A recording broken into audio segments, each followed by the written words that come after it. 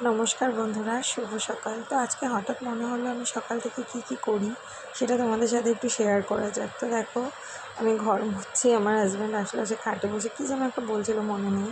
তো ঘরদোর মোছা হয়ে গেলে আমি চলে গেলাম বাইরে গিয়ে আমার কিছু বাসন ছিল, সেগুলো মেজে নিয়ে এবার বাসনগুলো মাজতে তোমাদের সাথে কিছু কথা বলি। এবার এই ভিডিওটা দেখে অনেকে হয়তো মনে করবে আমার তো নর্মালি রিলস বানানোর প্রোফাইল, বা আমি আমার পার্লারের কিছু ভিডিও ছবি পোস্ট করি, তো সেখানে এরকম একটা ডেলি ব্লগ।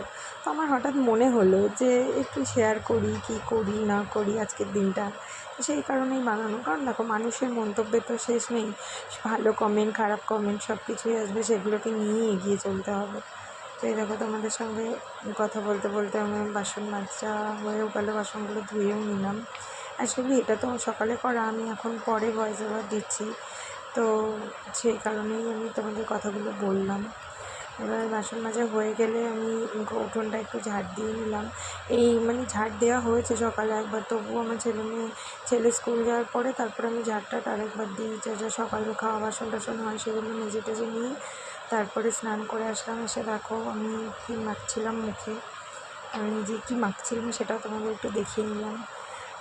তারপরে একটা সানস্ক্রিন ইউজ করে নেবো, লোটাসের, সেটা ইউজ করে নিয়ে চুল টুলগুলো আঁচড়ে নিয়ে তারপরে এবার চলে যাবো পুজো করতে। পুজোটা করে নিয়ে তারপরে যাবো রান্না করতে, কিন্তু রান্নার ভিডিওটা আমি স্কিপ করেছি, দেওয়া হয়নি। দেখো, আমি একটু খাটে এসে বসছিলাম, আমার মেয়ে নাচছিল। তারপরে আমি চলে গেলাম মেয়ের ডান্স ক্লাসে। সেখানে গিয়ে দেখো ম্যাম, এটা হচ্ছে মেয়ের ম্যাম, এখন নাচতে লাগছিলো, ও দেখে দেখে করছিলো সেটা। তারপর চলে আসলাম আমার পার্লারে।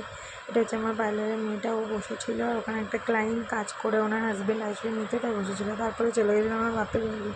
তো ওখানে ভাই যেন কী একটা বলছিলো, বাইরে একটু ভিডিও করে নিয়ে বাড়ি চলে আসলাম। তো গুড নাইট, সবাই ভালো থেকো, বাই।